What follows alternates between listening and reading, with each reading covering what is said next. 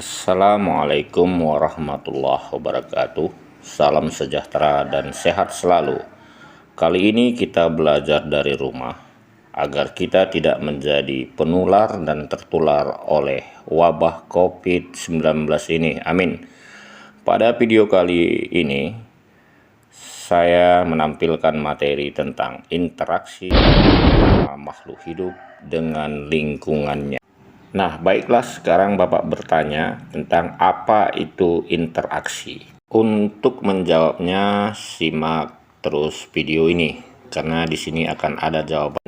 Nah, betul. Interaksi adalah hubungan timbal balik atau hubungan saling ketergantungan. Tidak ada satu makhluk hidup pun di dunia ini yang dapat hidup sendiri. Setiap makhluk hidup selalu bergantung dengan makhluk hidup lainnya. Dan semua kebutuhan-kebutuhan hidupnya itu hanya bisa didapati di lingkungannya. Nah, sekarang apa pula yang dimaksud dengan lingkungan? Lingkungan diartikan sebagai segala sesuatu yang ada di sekeliling makhluk hidup. Segala sesuatu di sekeliling makhluk hidup? Banyak dong kalau begitu, Pak. Ya banyak. Nah, sekarang kita coba jelaskan komponen-komponen penyusun lingkungan atau apa saja yang terdapat pada lingkungan itu. Mari kita coba ya. Komponen lingkungan, yaitu komponen-komponen penyusunnya itu ada yang disebut komponen biotik dan komponen abiotik. Komponen biotik artinya komponen yang terdiri atas semua jenis makhluk hidup.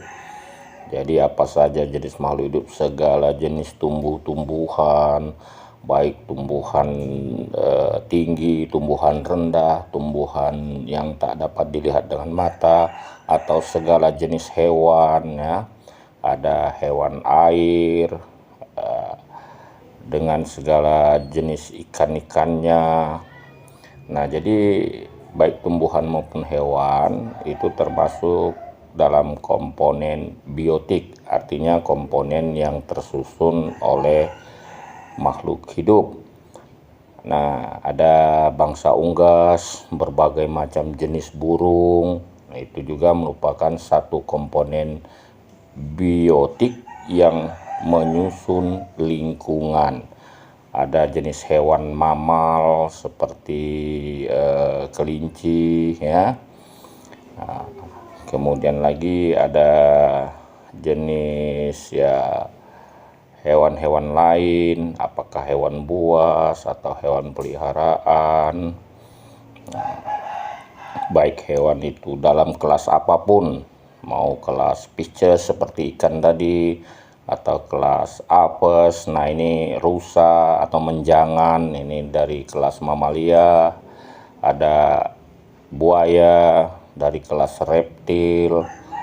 Nah, jadi itu juga penyusun komponen-komponen biotik dari lingkungan. Nah, ini ada ya apa nih, monyet ya. Oke. Nah, kemudian juga lagi segala jenis hewan. Nah, seperti ini ada iguana ya, iguana merah dan hewan peliharaan kucing. Itu merupakan komponen biotik. Selanjutnya ada komponen abiotik ya. Komponen abiotik yaitu komponen yang terdiri dari benda-benda tak hidup yang merupakan komponen fisik dan komponen kimia. Apa saja itu contohnya? Matahari. Selain matahari ada juga tanah.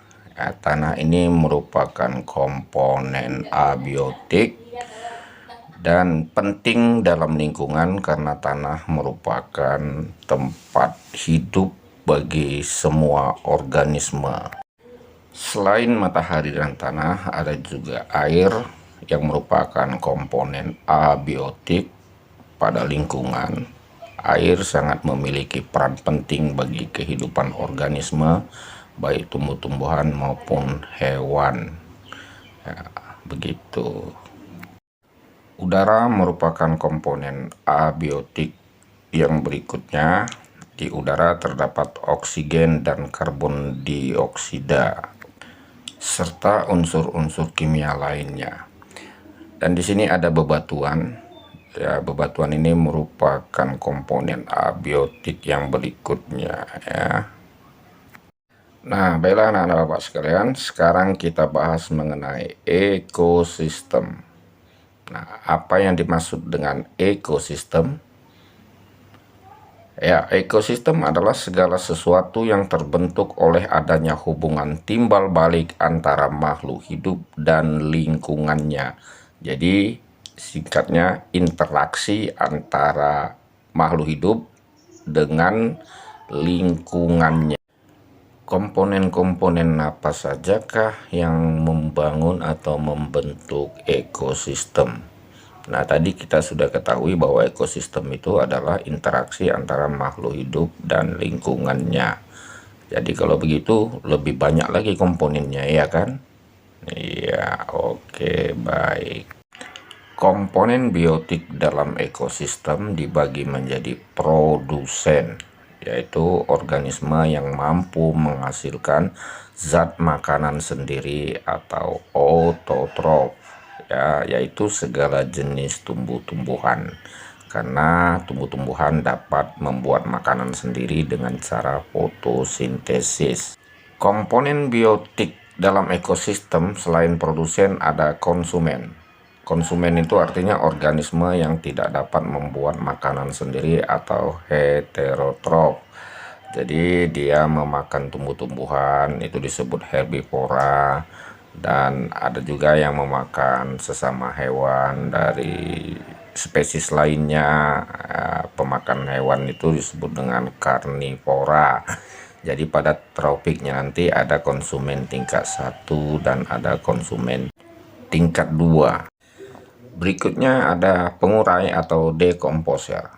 Pengurai adalah organisme yang berperan mengurai bahan organik yang berasal dari organisme yang telah mati, ya. Selanjutnya komponen abiotik dalam ekosistem. Nah, tadi mungkin sudah kita singgung tadi ya. Jadi komponen abiotiknya itu yaitu matahari, air, tanah, bebatuan, udara, ya begitu.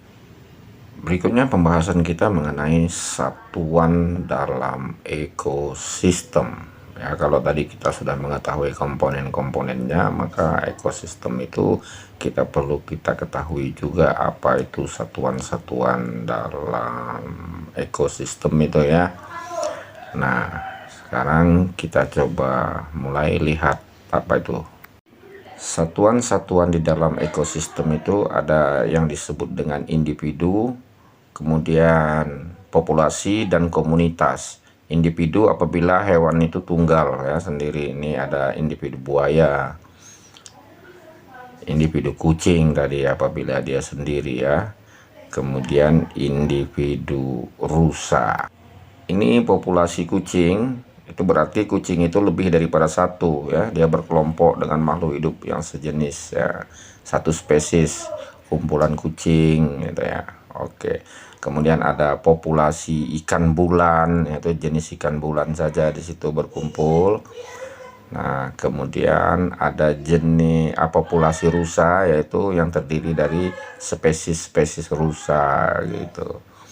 Nah, jadi populasi itu adalah kumpulan hewan-hewan yang satu spesies. Kemudian ada komunitas. Komunitas itu yaitu kumpulan populasi.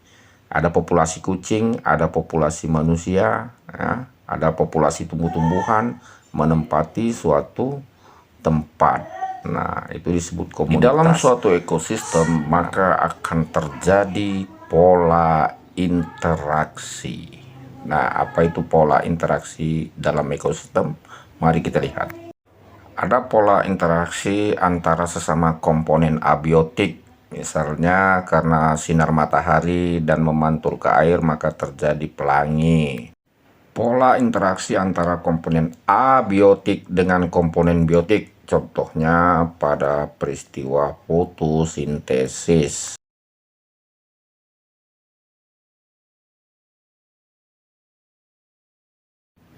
Pola intraspesifik yaitu sesama individu saling bahu-membahu dalam meningkatkan kualitas hidup di tempat tinggalnya. Misalnya semut bergotong royong untuk menyembunyikan gula gitu.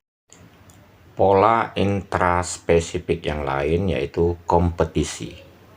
Kompetisi itu artinya persaingan antara individu sejenis untuk memperoleh makanan, untuk memperoleh pasangan, dan untuk memperoleh tempat tinggal.